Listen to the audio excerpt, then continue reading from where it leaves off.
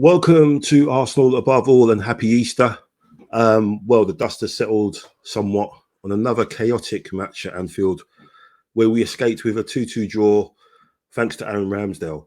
It all looked so good when Jesus found himself, or Jesus found himself at the end of a cross again to put us in control and 2-0 up, but it wasn't to be. Joining me tonight to discuss and debate this more, I have Daniel James. How are you doing, my friend? All good, bro. Just recovering from the up and downs of yesterday myself, man. Yeah, we needed 24 hours to recover from that one, man, which we'll go into. But thanks for joining me again tonight, man. I appreciate it. And also got my man, they call me Stepney, Stephen Osakwe. How you doing, man? Yeah, all good, all good. It's been I watched it yesterday with my brother and my nephew, who are Liverpool fans, and me and my sister are Arsenal fans. So there was a lot of noise. Yeah. I got to a point where I did say a rather rude word when their equaliser went in, and my little one was just walked in, and I had to say sorry straight away. But yeah, it was that kind of game. We'll start on it, and we'll start with the tribute that was made to the wonderful tribute to the 97 that lost their lives at Hillsborough 34 years ago, on April the 15th. Big respect also to Arteta and Odegaard, who went to Anfield, the Anfield gates the night before to pay their respects. And obviously, we, speaking on behalf of you guys, I'm sure we pay respects to the families and friends that lost loved ones on that day. And it's something that, with some of the stuff you heard about Hillsborough this season, I think with Newcastle fans, I think in the cup they had some issues as well. So it is a scary situation that people are still going about. We obviously worked at Arsenal as stewards, and were aware of certain circumstances still arising to this day about crushing and things like that. So yes, respect to Liverpool, that everyone that's been affected by that tragedy still, and may those people rest in peace still. But moving on, obviously had the great tribute, and then obviously we had a great game after that, fully neutral. It was an enjoyable one. Dan, I'll start with you. What was obviously your thoughts going into the game? Obviously, how big it was, how important it was to not lose, to come out of there with the point. But what was about the first half performance? The first 30 minutes was it up there probably the best we've played away this season, or what did you take away from that until all the wheels started to fall off? Going into the game, I was a bit nervous. Don't get me wrong. Anfield is a fortress. Let's be honest. Anfield is a formidable place for any team to go and try and get a result. Yeah. Once that crowd really starts getting behind that team, it's a difficult place really to go to. So I went into it with a bit of apprehension, but with confidence, knowing that we were dangerous going forward. I was a bit apprehensive about Rob Holding, how he would cope against the pace of Liverpool's attacking threats. But I was still quietly confident anyway. So when we went 2-0 up in that first 30 minutes, I was like, right, this is good. But where a lot of people were going on the socials and be like, yeah, we got this. I was like, nah, this is not over. We need to concentrate, keep our head on the game, make sure we don't make any mistakes. And then lo and behold, we'll go into some of the mistakes that were made during the game. I guess we'll bring those up a bit later. But the first 30 minutes was brilliant. The way we controlled the game, we kept the Anfield crowd quiet. The way we passed the ball around, it was majestic. It was brilliant. The game plan was obviously working really well at that point. And I'll stop there for now. Yeah. You got that, man. To say. It's true, started so well. 8 minutes on the clock. Martinelli tucks that away. Nice move. That link up between Ben White and Xhaka, which you were talking about, which you talked about a lot on the show. Again, as a result of that, causes the chaos and the confusion and a couple of fortunate breaks, but a fantastic finish You know, at the end of the day, by Martinelli, who again had a really good show against Trent, who seemed to be playing the inverted, which I found surprising. I was talking to a Liverpool fan and asking him about Trent playing in that role. He said he's played in that position once before, but obviously for the whole this season, he's pretty much played on his normal role. So it was quite a bit of a mark of respect, I'd say, that they wanted to play that way against us, you know, because they know how good we've been with it. But Steve, yeah, what was your thoughts? Obviously, you know, Martinelli's finish, the performance leading up to the second goal, obviously, and his fingerprints over that again. But were you like Daniel, wary of such something happening? And obviously, we'll touch on what did happen in a minute.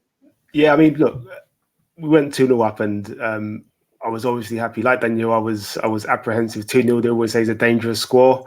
I was giving it to my brother and my cousin a bit because, you know, why not? But not many teams go to Anfield, and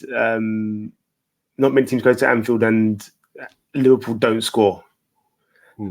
So even at 2-0, you know that there's a potential for them to score, and if they get one back, the crowd will be behind them, and then they can get another back. I was with my cousin Sam, little Sam, who's like 6'4", so he is taller than me, and he predicted 2-1, and even I think when it got to 2-1, it was nail biting stuff at that time. But that first 30 minutes, I mean, it honestly just looked dominant.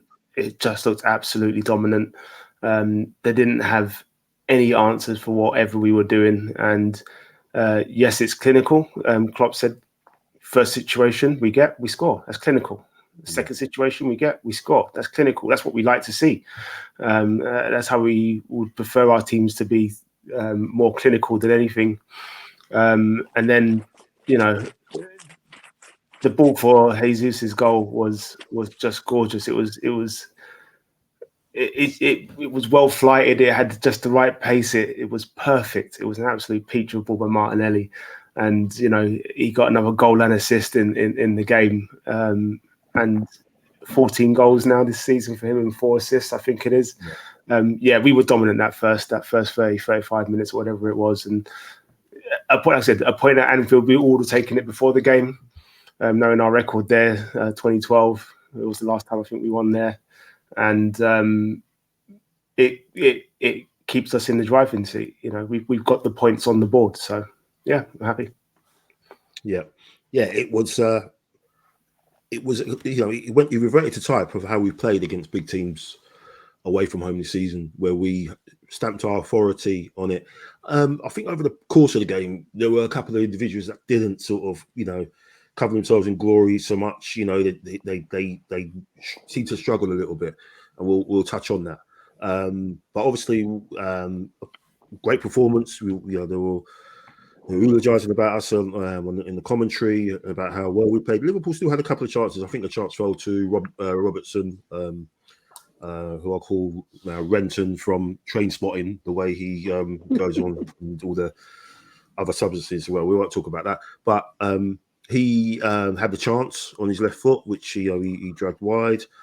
Salah had a chance where Hogan gave the ball away in a really bad position, and he went through and almost scored. So it wasn't total domination. You know, they still had a couple of chances and caused a little chaos. But then, obviously, we get to the 41st minute, and all seems to be going well. I think we're going to go in at half-time 2-0 up. And then we have the incident with Granit Xhaka and Trent Alexander-Arnold. And this is where, obviously, there's you go online and people have it's 50-50, whatever. People are saying it's he was the reason why they became, got back into the game. It lifted the crowd, and you obviously saw what Trent was doing afterwards, gesturing to the crowd to get up. And then obviously some people were saying it's he was at fault for the defending of that goal. We seem to be all over the place. So I think we said a couple of weeks ago on the show where there was a goal that we scored where everyone was in a different position. in the goal that we conceded, everybody was in a different position, or a position that they shouldn't have been in. You know, you had Gabriel at the far post. Zinchenko was playing; he was in the centre back position. The only person that was seen to be in the right position was Holding. Everyone else was all over the place. A lot of people are saying, that came because of Xhaka. What I think led to that, which we can't absolve Xhaka the blame, is the refereeing of the situation of that first half. He was letting a hell of a lot go. Konate was just going through people, like a bull in a china shop. He was just, I lost count the number of fouls he did. Again, I think he fouled Xhaka. When you look at it, he did foul Xhaka. The referee never gave it.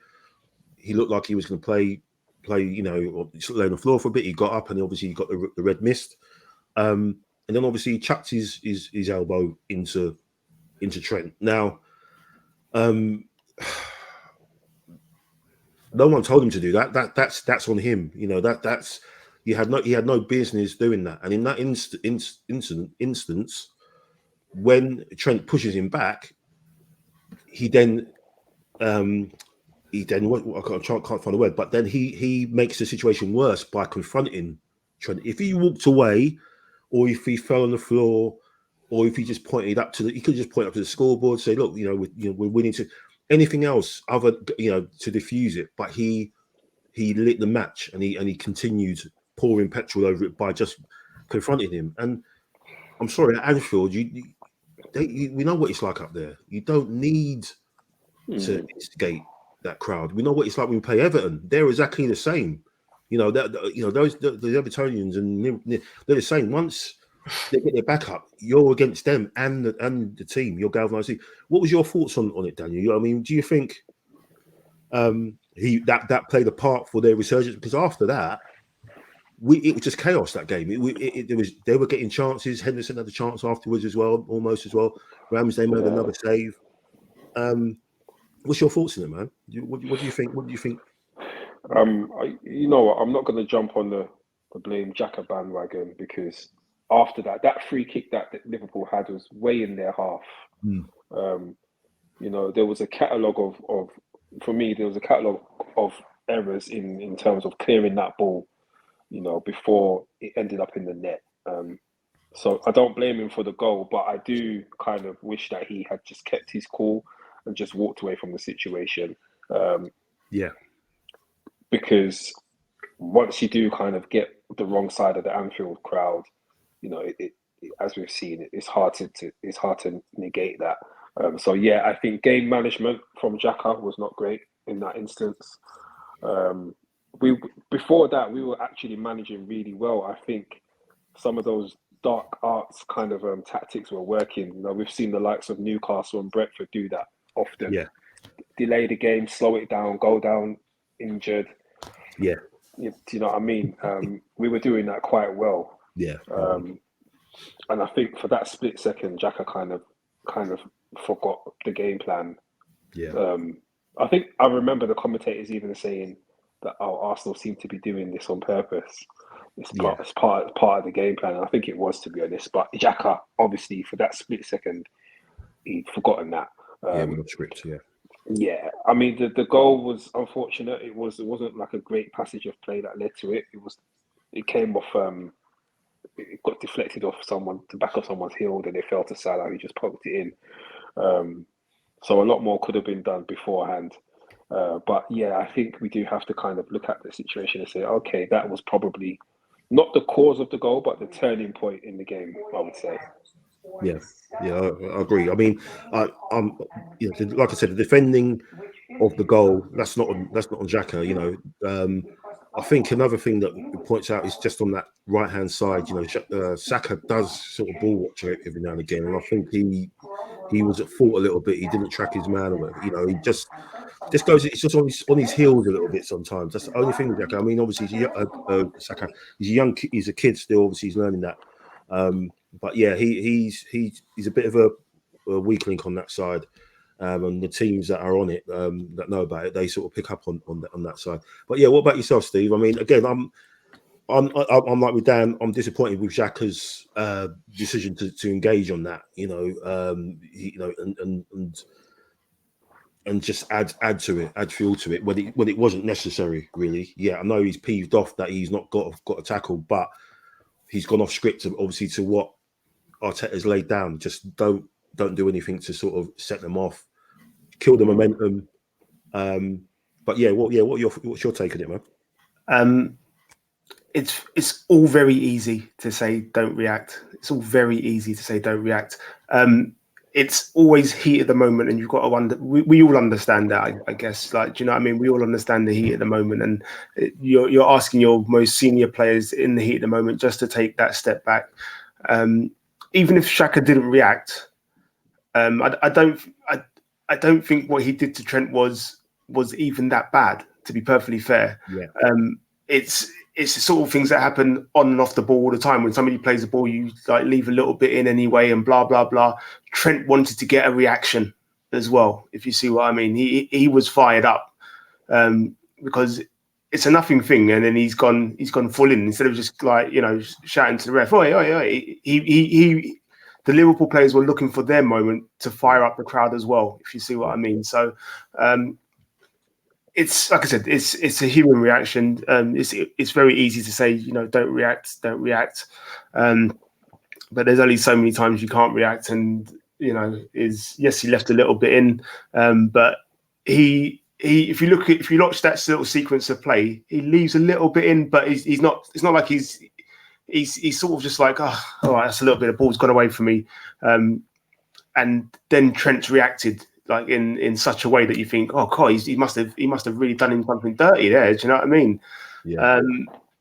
For me, it was nothing. And then, as you said, like the passage of play that played for the goal was just poor defending, to be perfectly fair. And it happens. You know, it is football. If you look at for our first goal, for example, it was poor defending by them, and Martinelli was just, you know, always alert and alive to the ball.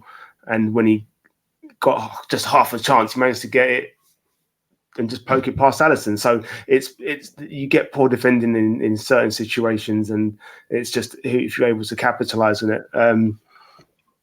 Xhaka's been, again, you know, people say he's got that in him. Every player's got that in them. Do you know what I mean? If they don't have fire in their belly, if they don't react to certain things, then they get walked over, to be perfectly fair. You know, we've seen it with many of our captains in the past. When it comes to those big moments, you want somebody to protect the team. Pat Vieira was there. You know, you wanted somebody to protect the team. Tony Adams was there. They were big people. They were big personalities, and they didn't shy away from a little bit of anything.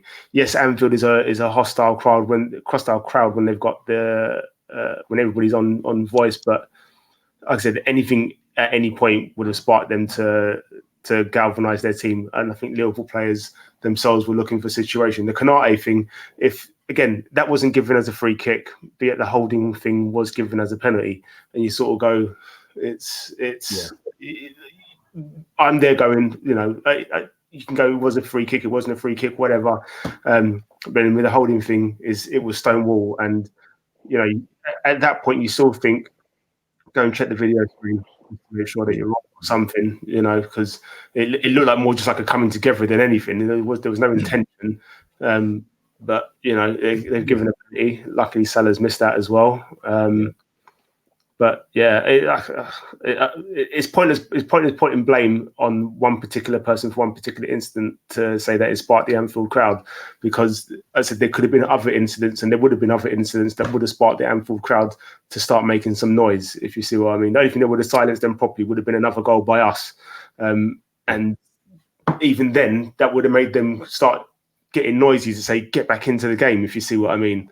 So yeah, it's just one of those things. I'm not too fussed about it. Yeah, I mean, to be honest, watching the game, I watched the first half back, and there were moments where their fans were trying to galvanise the team. You can hear them. We were trying to get them into the game, and there was one guy, I think he was on the far side touchline, and he was effing and blinding. He was calling them all sorts. He was calling his own Liverpool players all sorts of work. I think there was a breaking play. I think it was when Van Dijk absolutely cleaned out Jesus, and he was down getting treatment.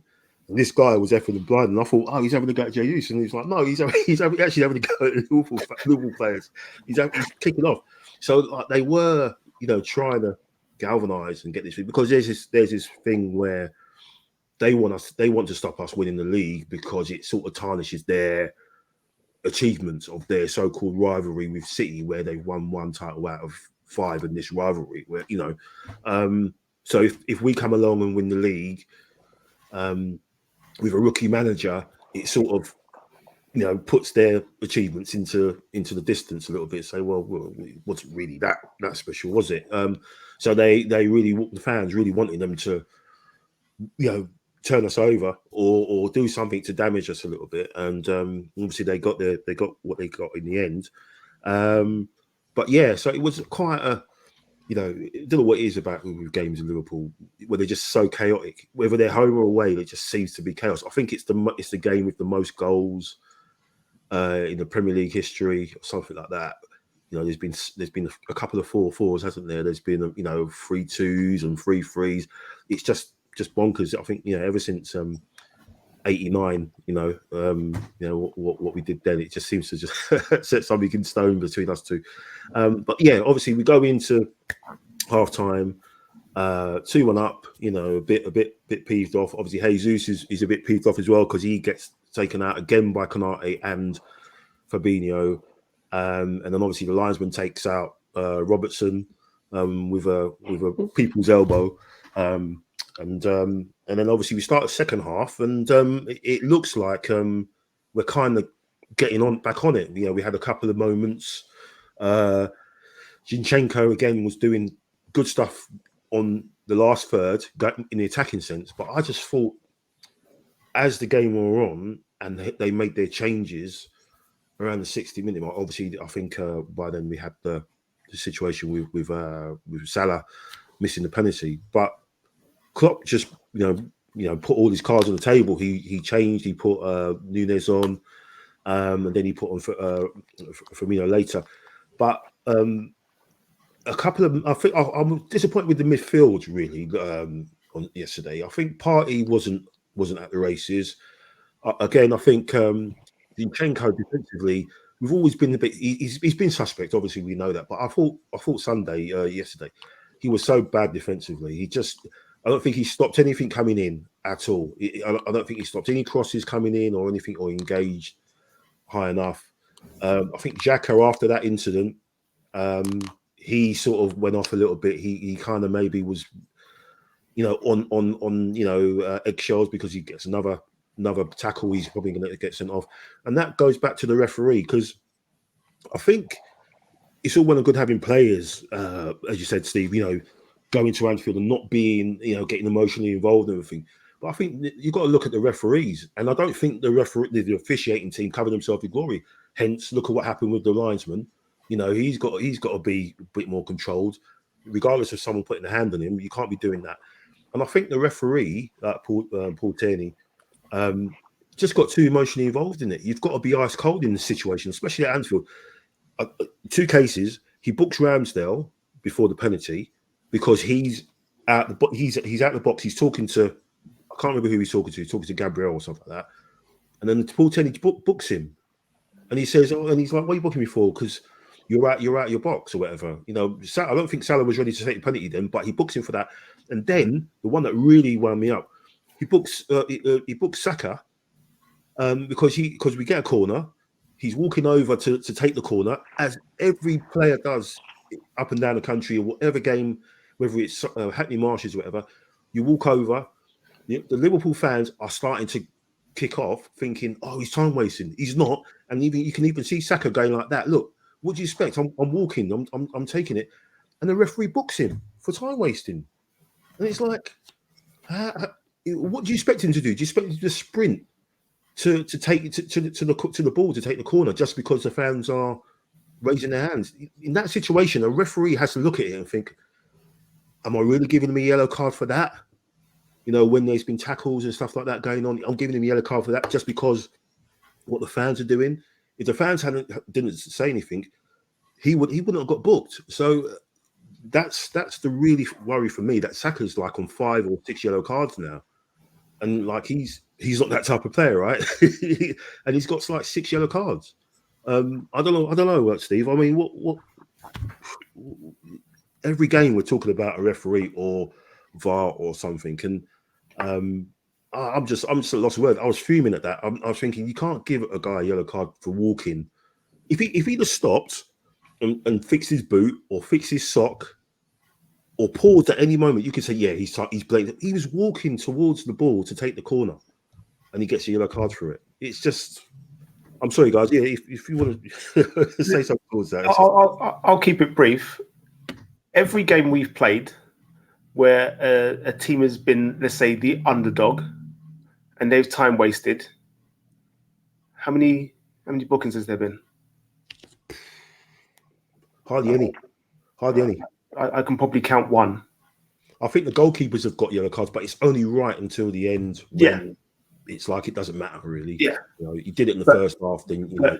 But even then, if we look at the a good example of that was the Everton game, for example, and Pickford was taking long and this, that, and the other. There's no.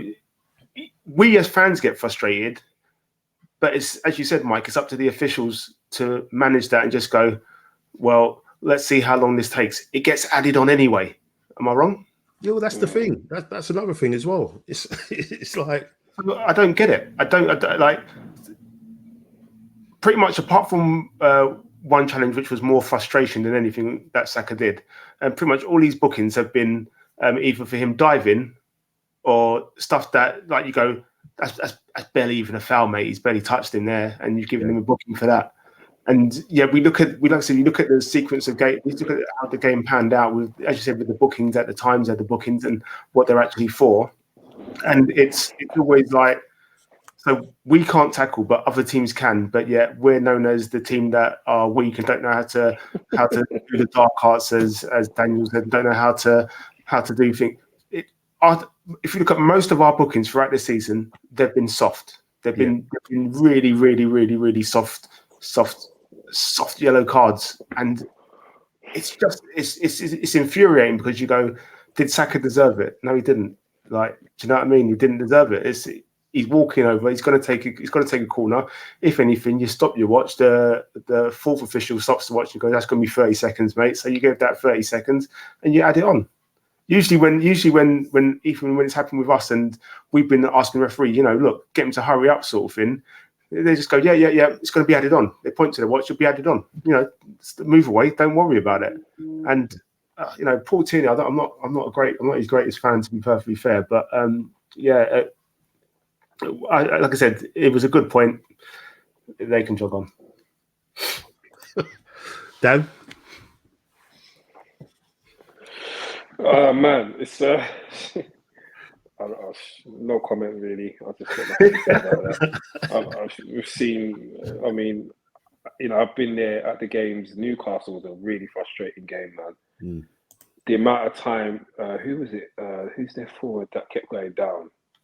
It was Joe Linton. I think he was going down consistently all the time, going down. It's part of the game plan, and we like you said, we never see bookings for players for that. Taking long to take. Trippier was taking ages to go and take the corners. I think in the end, Pope did get a booking for taking long on the goal kicks, but yeah, you're right. It doesn't really happen with players getting bookings for walking over to take a corner or a throw in. Sometimes you see it happen if they're stuttering for ages to take a throw in. Like trying to pitch a few yards here and there, you might see it there, but it was silly, really. I think the ref was probably quite influenced by the Anfield crowd at that point, to be honest. Yeah, I would say so. Yeah. It was the same even when Jesus was going off and he's walking off, and the referee sort of said to him, hurry up, sort of thing, and you go, but he's walking off. Like he's actually, it's not like he's going around to high five all the players and give them a little pep talk or anything like that. He's actually going off, and you see him go, "Yeah, I'm going off." Yeah. So allow me, innit? Like, I've seen players stroll off, and I mean stroll off, and do that, that little, I'll do that 2-step run, and then I'll carry on walking, take the boost from the crowd, and then sort of stop as they get to the thing, go, all this, blah blah blah, and. Yeah, but look, we know we're ref different anyway, so it is what it is. And when this title comes home, I'm going to drink so many tears. Good, man. Good stuff, man. Good stuff. But yeah, we still had a couple of opportunities. Obviously, Saka had that little magic where he had that drag back, and he squared it across, and you needed someone like Eddie there, innit? But goes to say, I think it was when it came to the substitutions. I don't know about you guys, but I was a bit confused about. I was expecting obviously Trossard to come on, but I was confused about Kyrgios coming on because it changed obviously the whole formation. And I think Liverpool had by then they literally had two in midfield. They had Thiago and Henderson, and we know they haven't got the greatest of legs. And we took off Odegaard, didn't we? And put on Kyrgios to go free at the back, and that just gave them momentum because I think after that changed, that's where they just peppered us with loads of chances after that.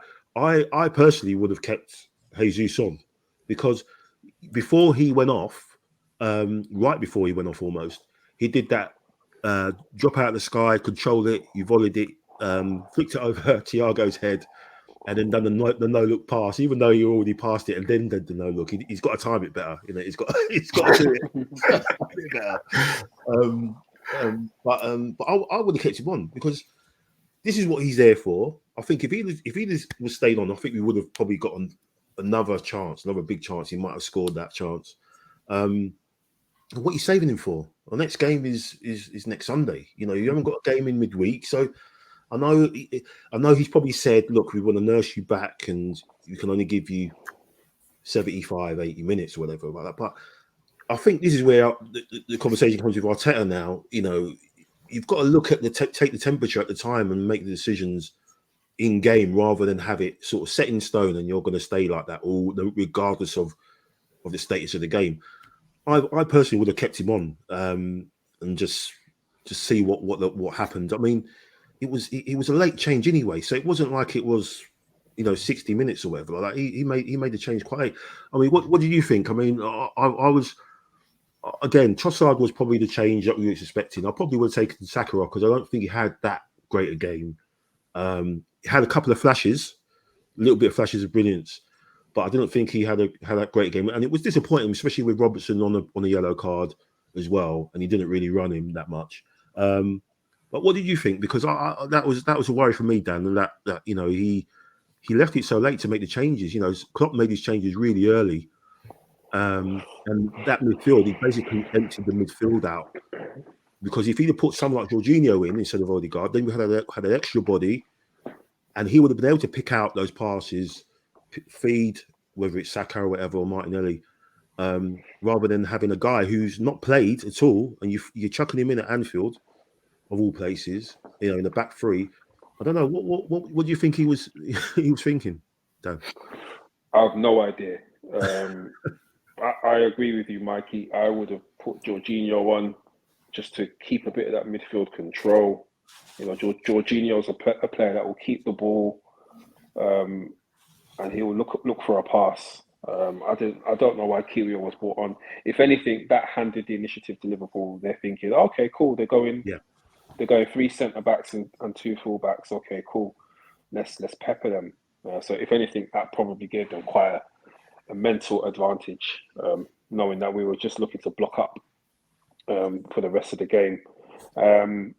One thing I wanted to point out, though, which we haven't discussed, just going to throw it in there, is the performance of Rob Holding. Yeah. Now we know Rob Holding. He seems to love Arsenal. He's been there. I think he's, apart from El Neni, he's our longest-serving player. Is that correct? Yeah. Yeah, he's a good squad player, a good person you can probably bring on 10, 15 minutes and play him in the cup games and in the early rounds of like European competition. But as we saw last year at Spurs, remember when he let us down, when he lost his rag, was it against Son, wasn't it? Son, yeah. Yeah. And again, against Liverpool, a clumsy challenge. And he had a few other clumsy moments as well. It's just from a perspective of looking at guys you can really trust when the heat is really on.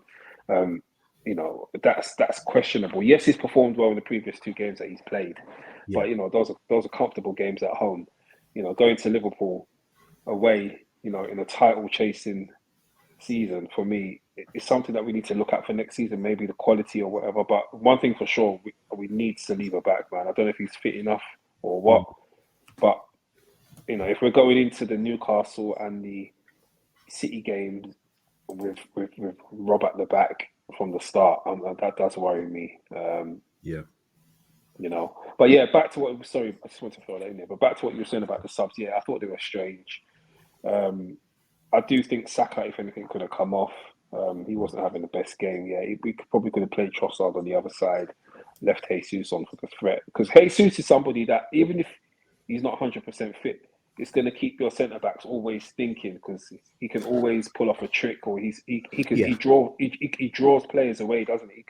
He can draw players into a battle just because of his ability. So there's that fear factor.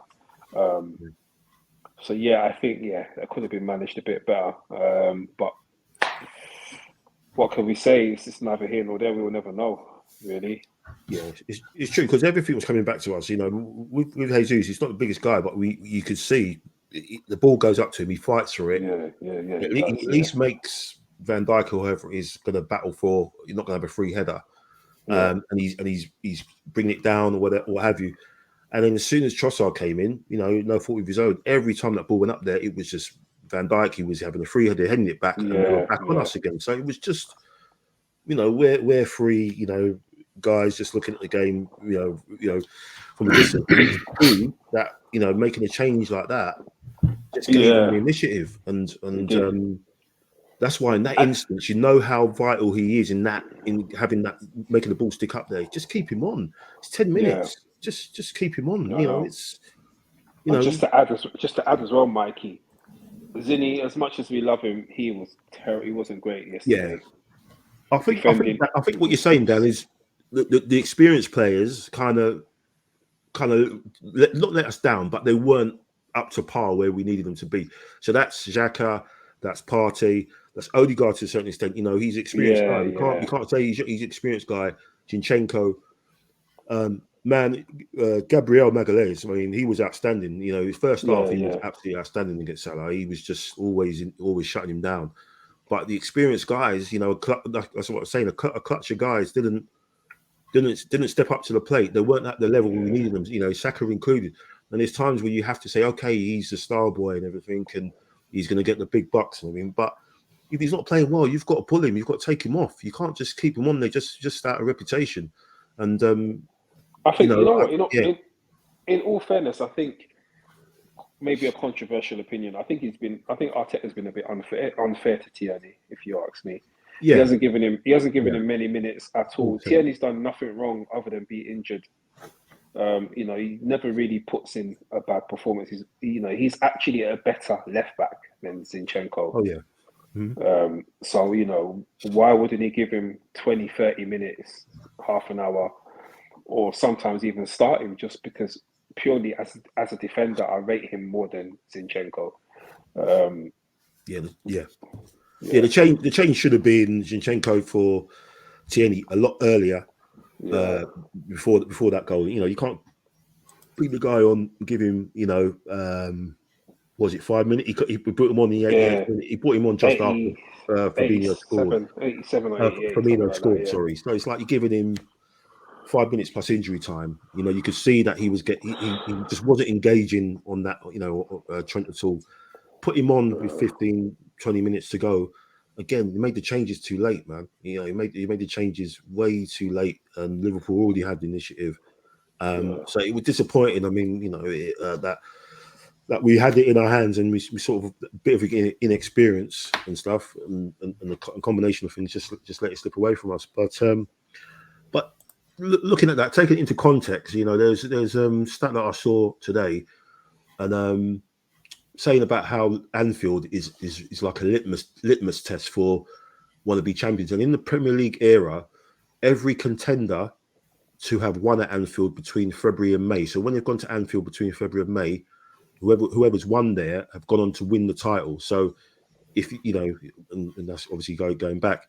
For those that don't play, who play Liverpool at Anfield between February and May and don't win, so that's Newcastle in '96 and City in 2015.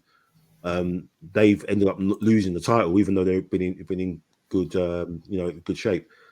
But then again, take it into context. City's Centurions, a team that got 106 points. People talking about the greatest team. I think they did the treble, didn't they? The domestic treble that year. They didn't win at Anfield that year. They lost 4-3.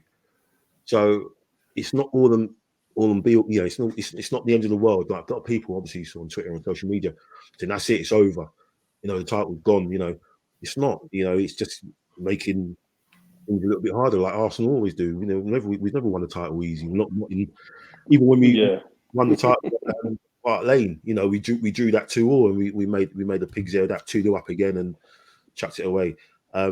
So yeah, it's still on our hands and everything, but which we touch about. But no, I'm obviously thinking of the next game, Steve, in terms of obviously no. Where am I going? What am I talking about? We've got to obviously give props to Ramsdale for those two saves. I mean, he's come up big in the last 4 or 5 games. Correct me if I'm wrong. I think obviously Dan, you've been to a few games, and the home games especially. He's come up with big saves in those as well. But yeah, Steve, just touch on his performance as well, man. Just what he's done. Especially, like, I remember you was one of the first guys. You was one of the guys that were backing him right from day one when he was signed. You got that tweet where you tweeted and backed him and said, you're our number one. We're gonna support you and everything. Well, everyone else was taking shots at him, saying he's a relegation keeper. Arsenal going to get relegated and all that nonsense. But yeah, what an amazing couple of saves, man. Unreal. To put it politely, there was about 4 or 5 good saves, great saves, top saves that he made. Okay, so there's the one where it deflects off Gabriel. There's the last ditch one where he's got no right to save it. I saw somewhere there was a stat that said they put it through the computers and there's a 16% chance that he saves it, and he saves it. And then from that, we could have gone on and scored. It's crazy. Yeah.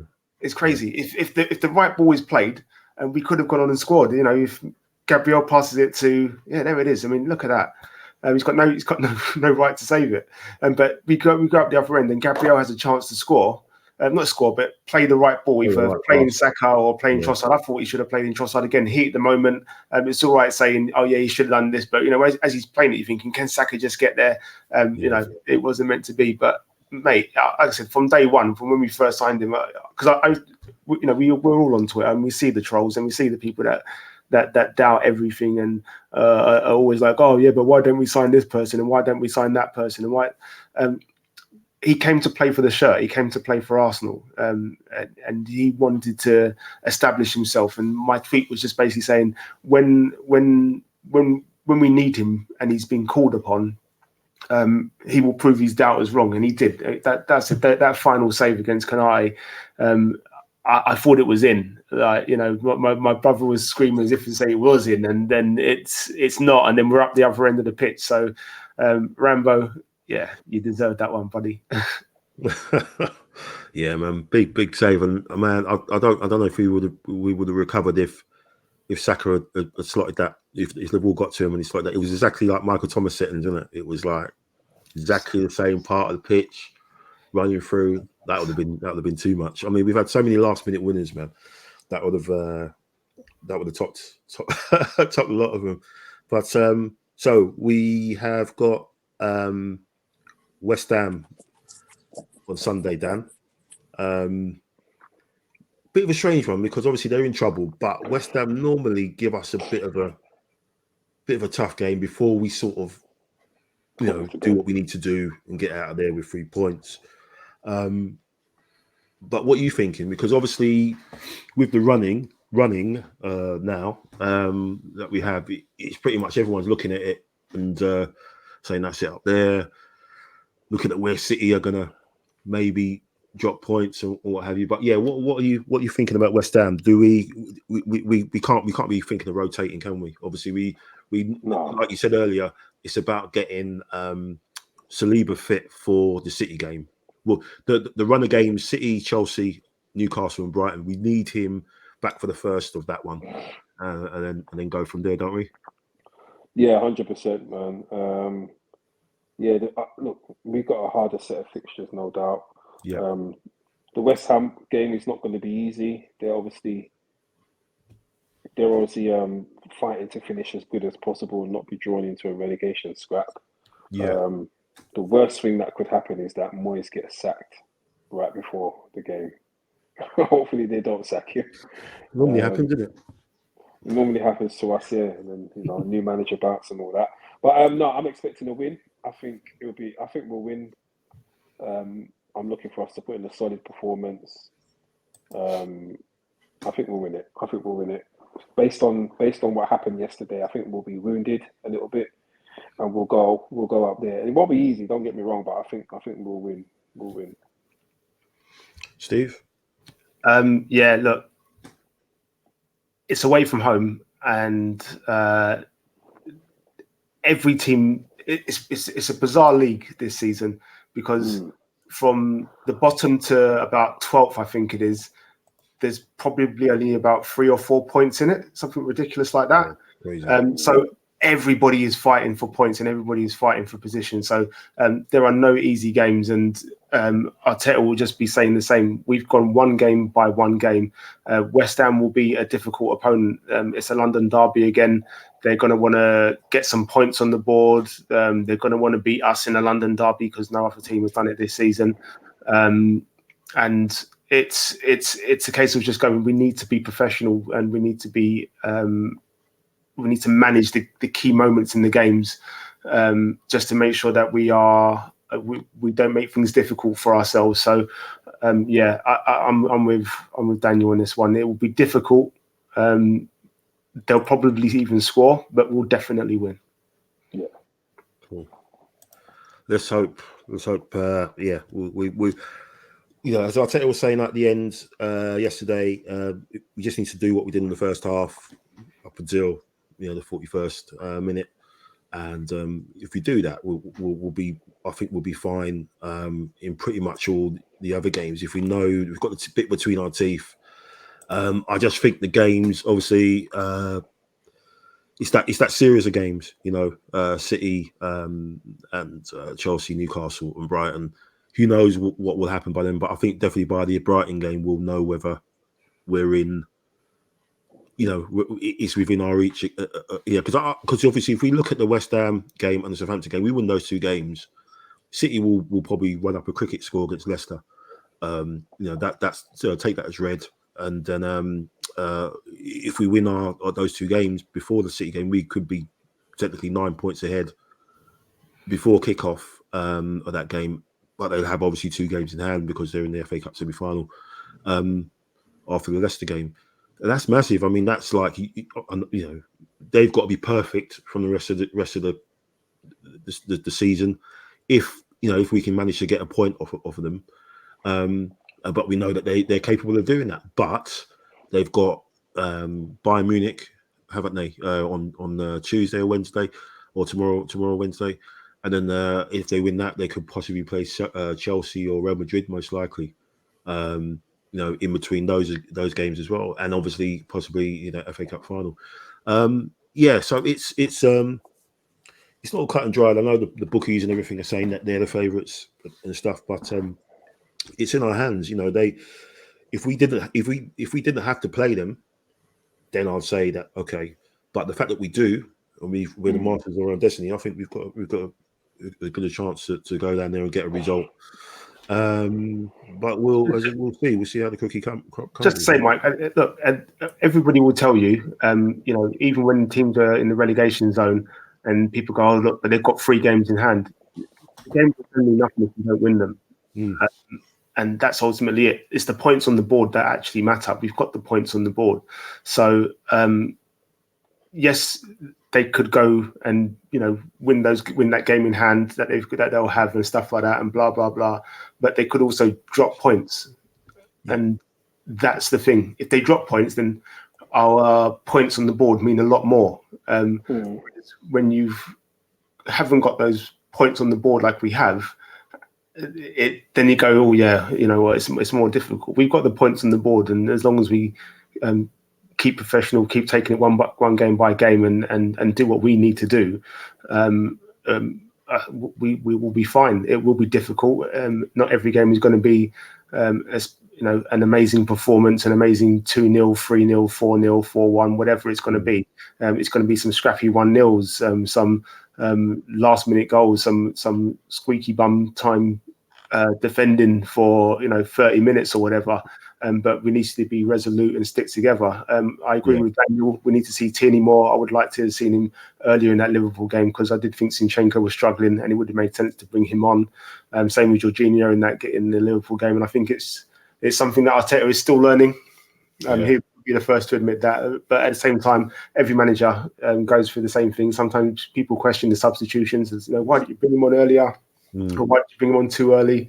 That's part and parcel of the game. But I said, if we're professional and we show the same hunger and desire as we've shown all season, I see it coming home.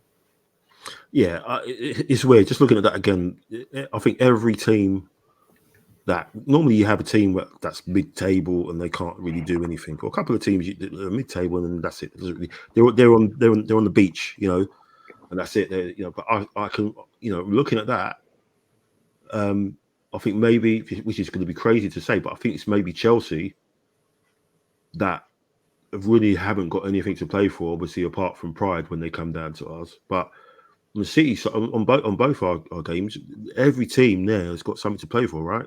Like whether it's Europe or to stay up, just because of how bonkers the bottom half, like you said, Steve, the bottom half of the table is just ridiculous, absolutely ridiculous. I've never seen anything like it. So, and even on, you maybe Fulham are obviously pushing for Europe on City side. Brentford are as well. Brighton obviously are trying to get into Europe for the first time in Champions League as well. Obviously they got robbed at the weekend against Tottenham. That was scandalous, that stuff. But again, so both teams are going to have to be honest. They're going to have to give 100%, like I said, and it's fascinating that every game has got something on it. Apart from the Chelsea game, mid-table team, back like the old days. Good to see. So on that note, we'll leave it there. Probably have another entry next week.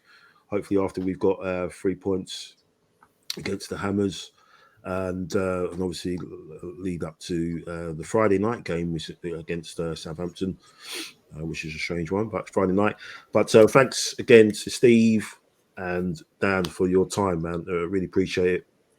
And thank you for having us on. Have a sort of like a therapy recovery session after that madness that took place yesterday, man. And you saw Match of the Day. Ian Wright was right in his whole assessment, man. Like I love Wrighty, and it's a good point. Other teams have gone there, and his words were they've been felt. Like City have gone there, United have gone there, and they've been beaten. Like United got beat 7-0 there. So yes, we went 2-0 up, but we didn't lose it because we quite easily could have lost it towards the end. Yeah, and then actually sort of nicked it. It's a good point. It's positives. We're moving forward onto the next game. Get the win. Keep going. Yeah, fingers crossed, man. So we'll be back next week. Thank you, Steve. Thank you, Dan. I hope you've had a good Easter and a good bank holiday. Have a good week going forward. I've been Michael Harris. He's been, because it's Steve. And then that guy over there has been Daniel. All the best up the Gunners. Still in our hands. Let's do this. Let's do it.